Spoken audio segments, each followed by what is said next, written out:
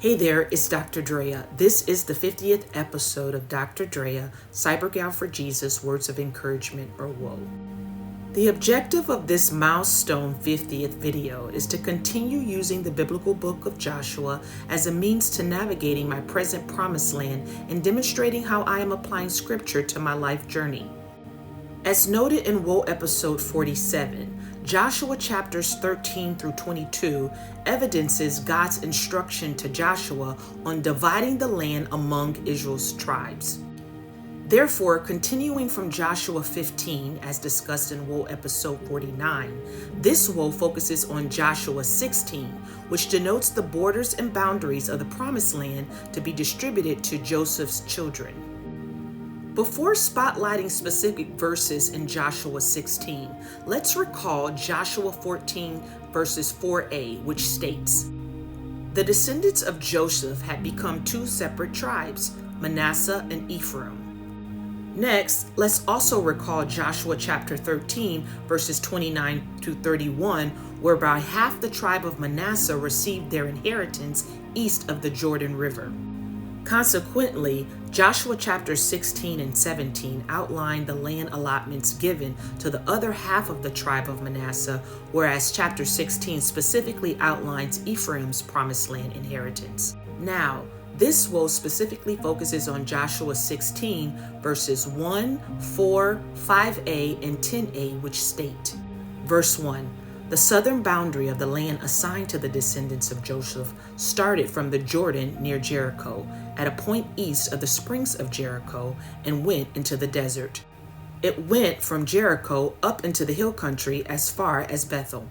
Verse 4, "The descendants of Joseph, the tribes of Ephraim and West Manasseh, received this land as their possession."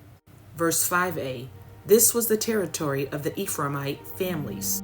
Verse 10a, "But they did not drive out the Canaanites who lived in Gezer." So, the words of encouragement and key points of this navigating the promised land lesson include the following. Even though the tribe of Judah's inheritance is amazing, especially when considering Judah's position of prominence in receiving the first allotment of territory within the promised land, as outlined in Joshua chapter 15 and discussed in WOE episode 49, and in serving as the royal line through which King David and Jesus, our promised Messiah, came, Joseph's promised inheritance laid out in Genesis chapter 49 verses 22 through 26, see also Genesis 48 verses 14 through 22, is still pretty spectacular and serves as another template of blessing that I too can receive and declare by faith over me and my family. Next, Ephraim's inheritance included Bethel, which is where Abraham in Genesis chapter 12 verse 8 built an altar to the Lord and called upon the name of the Lord, whereby Bethel has been translated to mean house of God. Lastly, but without delving too deep into the origins of the Canaanite people, shout out to the Lexham Bible Dictionary. It's important to note the broader understanding of the role of the Canaanites in biblical texts, whereby these were ungodly people who fundamentally believed very differently from the children of Israel.